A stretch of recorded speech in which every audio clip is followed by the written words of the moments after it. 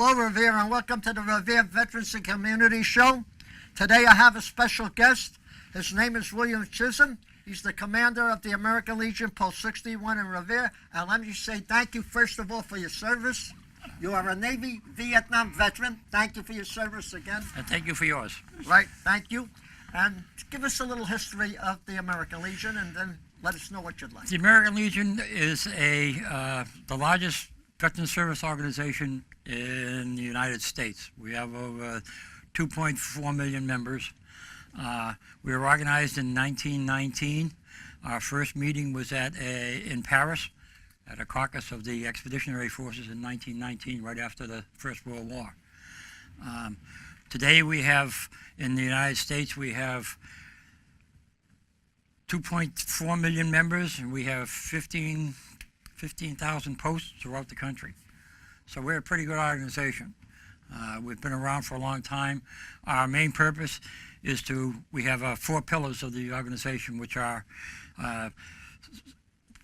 taking care of our veterans, taking care of the youth, a strong defense, and community service. And that's basically what we do as an organization. There are many different programs we do, but they're all the basis of that one thing. I'd like to ask you a question, which I just learned from you today. Thank you. To become a member of the American Legion, I always thought you just go in. If you were in the service, you can join, but that is not the case. No, you have to be a wartime veteran. You have to have served during wartime. We have delimited dates where you can serve. If you have served in those times, you're eligible to join. It's basically World War I, which is not over, World War II, the Korean War, Vietnam, and the war on terror right now. Anyone who has served on active duty since 1990 to today That's 26 years ago. Are eligible members of the American Legion. They're eligible to join the American Legion. So we have quite a few people out there who are eligible. Right. Now, Bill, you would like to get people to join. And yes. Tell them how to, now they have to have been in during wartime. Yes. Tell them how to get to join. All right, we have, if you contact the post at 781-284-9511, we have applications available for anyone who would like to get information or find out how to join. It's a very simple process. You fill out the application, you show us a copy of your DD-214. As long as you're an honorably discharged veteran and you served during the wartime, you should be able to join without any problem. And that's basically what's all required. So, and is there any dues? Our dues right now is $40 a year, and part of that, $27 of that goes to state and national to run the national organization, the state organization. Right. You were a national commander in Massachusetts, I believe. I was a state commander in Massachusetts. State commander. Yeah. We have various organizations. We have the post level. We have a district level, which is made up of posts within the district. Then we have the state level, which is made up of all the districts and all the posts in the state. And then we have the national level. As you can see, I'm wearing a red hat that designates that I am a national officer. I belong to the National Executive Committee of the organization, which runs the actual organization nationwide. So, could you tell the folks out there exactly what some of the good things that the American Legion, the Revere American Legion Post does for the community? Oh, sure. We're very much involved in the community and trying to get more involved. We do a lot of community service type stuff. We sponsor scholarships for the local students. We have an ROT. We have a Boy Scout troop that we support at the post. We have a Girl Scout troop that we also support at the post. Those are two of the things that we do with the community, and those are both growing organizations, which helps us to help out the community and gets us out into the community. We scholarships for high school students. We support the ROTC, the JROTC. We do almost anything that we can do to help. If there's anything that needs to be done, we will try and get out there and supply people to do it. Annually, we do our Memorial Day services. We do all of the annual events that we have on our front lawn, and we also do the decoration of the graves of our veterans who have passed away We do that Right. every year, and we do about 600 of those every year. And you also send the Legionnaires or the veterans on those who serve to the Paul Revere School when they honor the veterans? Yes, we will be at the Paul Revere School on Veterans on Memorial Day when they do their services. And we go to the Soldiers' Home and we do that. We also do bingos at the Soldiers' Home for the residents up there, and especially in the Quigley Hospital unit. So we try and keep our veterans happy and let them know that we care. Right. Now, you are going somewhere, you said, somewhere out to the Midwest? Yes, tomorrow morning I'm flying out to Indianapolis to our headquarters.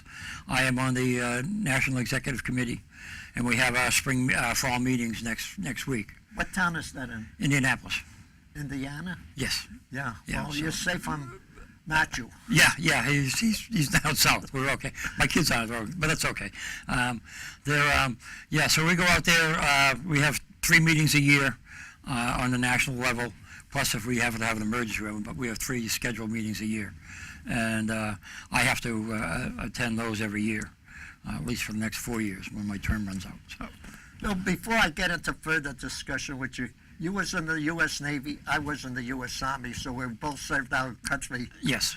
Me a little earlier, you a little later, but it's a shame that we have to do it during wartime. I wish there was no wars. That's true. We all wish there was no wars. There's an organization out there. It's called Veterans for Peace.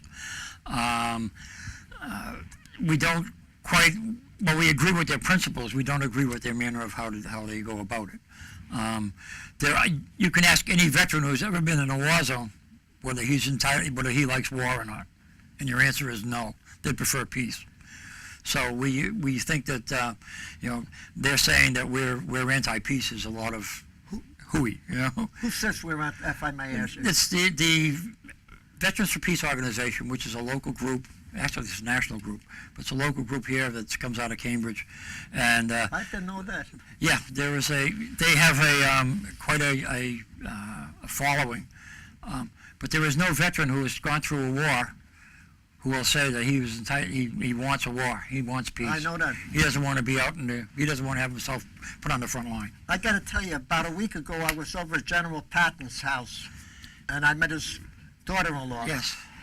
But General Patton, if I remember, said it's better that SOB, and I'm not going to say the word, but you know what SOB means, dies for his country, than we die for ours. Yes. And Yeah. I always said war is legalized murder. For example, I always use, let's say you and I are on opposite sides. Yeah. If I met you during peacetime and shot you, I'd be accused of murder and That's maybe right. hung or Yeah. killed.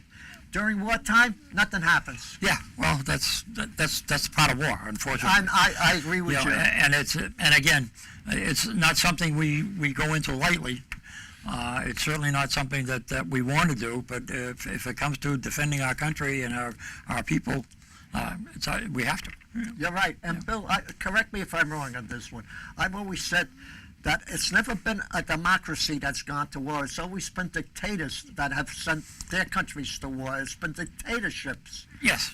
I can't think of any democratic country that's ever attacked another country, really, unless they were attacked first. Yes, I can't think of any either. It's the way it is, and we as military people, they tell us where to go. We pack up and go. We don't have a choice. I say I don't want to go. It doesn't work. Could you do me a favor? You're very humble, and I got to get you out here. I got you to get out with it. Tell us some of the, I guess they're called medals that you got during the Navy, and I'll tell you some of mine. Well, I'm not. I don't want to. No, don't be bashful. No, it's just I'm not. Basically, I got a good conduct medal, a national defense medal. I did not get to the war zone. That doesn't mean a thing. You weren't during wartime. I was there during wartime, and that's what counts. As I said before, you can, once you sign that dotted line and pledge yourself to do what you have to do, they tell you where to go and they tell you what to do. That's the difference between the American Legion and the VFW. Can I ask you how old you were when you first went in during the Vietnam War? I was 22. 22? Yeah, I was a youngster. Not 22 anymore. No, none of us are youngsters anymore. But the difference between the American Legion and the VFW, the Veterans of Foreign Wars, you have to have served in a war zone for the VFW, and you have to have a combat medal, combat ribbon. Okay, the American Legion realized when they were organized that you had no choice where you went. There were many people who were Second World War people who never left the States. That's right, but they were in during wartime. They're still veterans, and that's why the Legion opens it up to those Right. who are not in combat. Okay, now was trying to tell you. When I went on Google and they explained to me who is considered a veteran and who isn't, they said that if you were in during December the 7th, 1941, when Japan attacked Pearl Harbor, Right. till December the 31st, 1946, when President Harry S. Truman made that the official end of World War II, you are considered a World War II veteran. If you were in before December the 7th or after December 31st, 46, you're considered a veteran. What confuses me is for the people who come from Vietnam during their war, and I hear the word, I'm a Vietnam era veteran. I don't understand what they mean by that, Bill. Do you? Okay, let me explain. First of all, there is no Vietnam era veteran. There is a Vietnam veteran. Okay. Then where did that word era come from? It came from the fact that the gentlemen who were in country felt that they were being ignored. So they decided that anyone who was not in country would have to be an era veteran. Oh, I see. So it was something that's an internal thing between the guys who are in country and the guys who were not in country. But technically there is no era. It's just a Vietnam veteran. We had a national commander who was, in fact, Paul Moran, who was a national commander from Massachusetts, was a Vietnam veteran, but he never went overseas, never left the States. They went after him at the National Convention because he was calling himself a Vietnam veteran. Right. And he is a Vietnam veteran because he served during the Vietnam conflict. Okay, that's just like the ones I said from December Right. the 7th to 1946. I can't give you the dates because they keep changing them, but from the beginning of the Vietnam conflict till the end, if you served in that time, you're a Vietnam veteran. There's nothing to do with era. The only era is whether you want to say I was in country or out. Right. You asked me a question before if I got any medals because I asked Yep. you the same Yes. question. I did get the World War II Victory Medal, Yep. the Army of Occupation Medal, the Sharpshooters Medal, and I know, folks, this is going to come as a big, big surprise, the Good Conduct Medal. I just wanted to let you know I God did love you. it. Okay. Bill, I have to tell you this here. You are a senior, I'm a senior, and I go to the senior center. We have a beautiful lady there.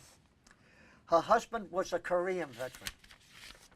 And, you know, she came to me in tears and she said, Morris, you do a show on TV for veterans, and I would like you to honor my late husband. And I says, I would love to do it. I says, may he rest in peace, but I will do it for you. So if they can put that thing up, that's up there, that I gave them a copy of, and his name was Frank M. Favalora. Frank M. Favalora. If you can put that poster up there, Bobby, I would like to read that for him. I guess they don't hear me. Bobby's not there. Just continue, I'm getting it. Okay. Okay, so anyway, she come over to me and she was sad and she says, you know, I moved from Florida. She comes from Florida. I came to Revere, but I want you to do that thing for my husband because the one who signed it is a big surprise. I was shocked when I read the signature on Yeah. it, and I'm sure you were too. Okay, so when he puts that up, I will read the thing. Okay. Now, Bill, another thing we do at our senior center is around the holiday season or the Christmas season, Hanukkah season, Kwanzaa, Ramadan, whatever you want to call it, we do Christmas cards for oh yes, thank you. Folks, as you see that thing that's up on the screen there, that is in honor of Frank M. Favalora. So I would like to read this, and when I give you the end of it, you'll see why. The United States of America honors the memory of Frank M. Favalora. This certificate is awarded by a grateful nation in recognition of devoted and selfless consecration to the service of our country in the armed forces of the United States, and is signed Barack Obama, the President of the United States. Bill, I didn't want to tell you who signed it because I wanted to surprise you. Take a good very look at it and see if I'm correct. Yes, that's very nice. That's a nice memorial for her Right. to have. So, Frank, thank you for your service, Thank and you may for you your rest in service. peace. And, yes, and may you rest in peace. Right. And now I want to get into the Christmas thing, Yep. the holiday. We at the Senior Center and in the American Legion and the Revere Veterans Service, around this time of the year, we ask people to donate Christmas cards.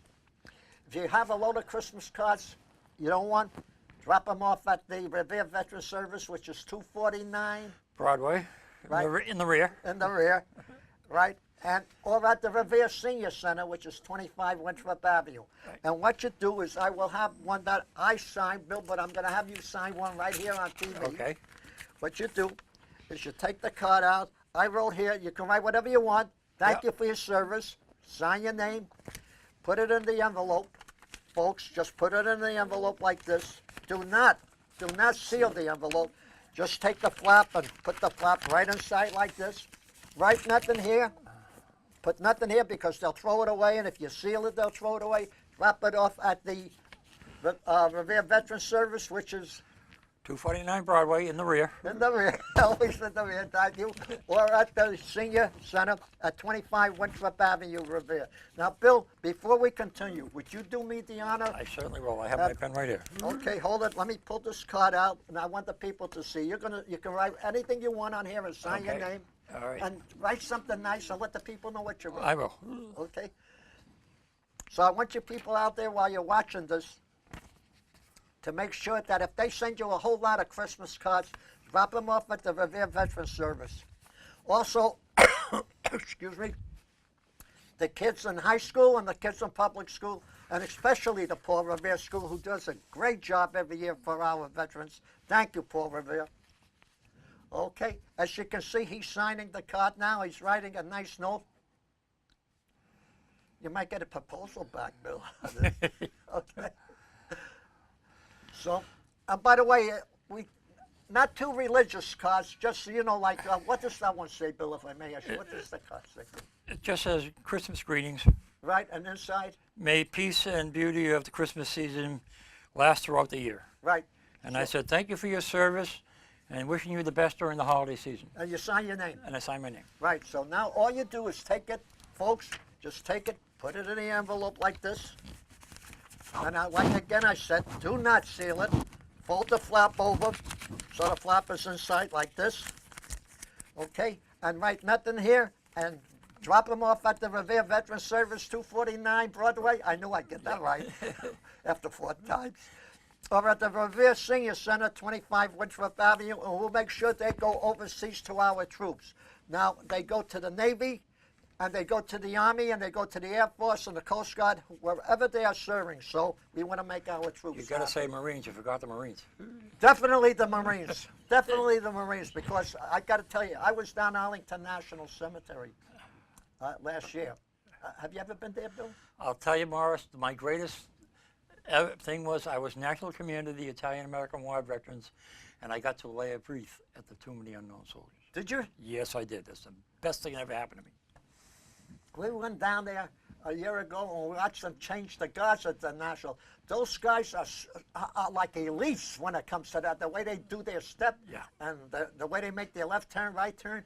So it was fantastic for us. It's a great experience. But the thing I liked the most in Arlington was the Korean War Memorial, because I think that is the best one there. When you look at those soldiers with the raincoats and the hats, it looks so real from a distance. You swear they're alive. Yeah, yeah, that's quite. I did the tour I did all of the memorials and laid wreaths at each of them when I was National Commander of the Italian-American War Veterans. You know, and a lot of people don't know this, but if you are a World War II veteran or Korea veteran or Vietnam veteran, they usually take the World War II first, because we're going to be the first to go bye-bye, really. The honor flight. Right. Yep. The honor flight, but also there's a Tracy Minicello, I believe her name is, from the Greater Lynn Social Service.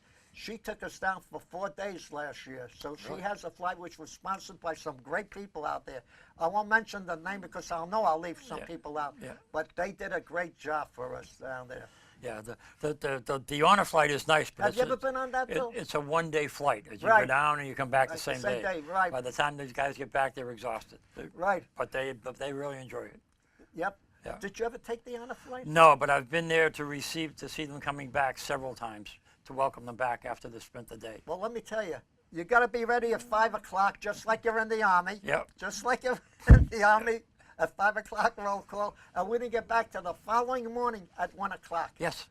That's how we got back Yeah, home. and I've been over to Logan 3 times to receive those people coming back at 1 o'clock in the morning. Have you? Oh yeah, it's quite an experience. Those gentlemen really enjoy that trip. First of all, I got to say one thing. You are a great commander because I am a member of the American Legion. Well, yeah, we let you in. I know that I had to sneak in, but I managed to. But I got to say, Bill, you are a great commander. We've had some great commanders there. We had a young lady, a woman there that was a commander there. Fran Clark. Frank Clark. How is she, by the way? She passed away. Oh, I didn't know that. Oh yeah, she passed away over a year ago. Yeah, it was kind of quick. We thought her husband would go first, but she did. You know, and She was such a nice woman. nice May she woman. rest in Yeah, peace. yeah, she was And great. thank you for And your say. She was an Indian lady. full-blooded Cherokee Indian. Yeah. Yep.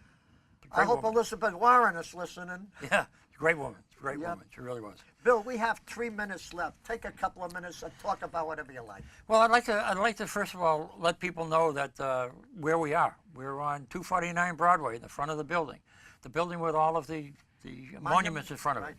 That's the American Legion post, and we'd like to have people come down and visit us.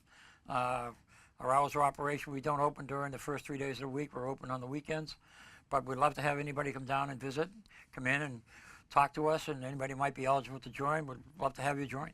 Can I ask you 2 questions? Certainly. Number 1, the hours, and number 2, if they want to contact you, can they contact you at the Legion or at via email if you have one? Yes. Yeah, all right. Yeah.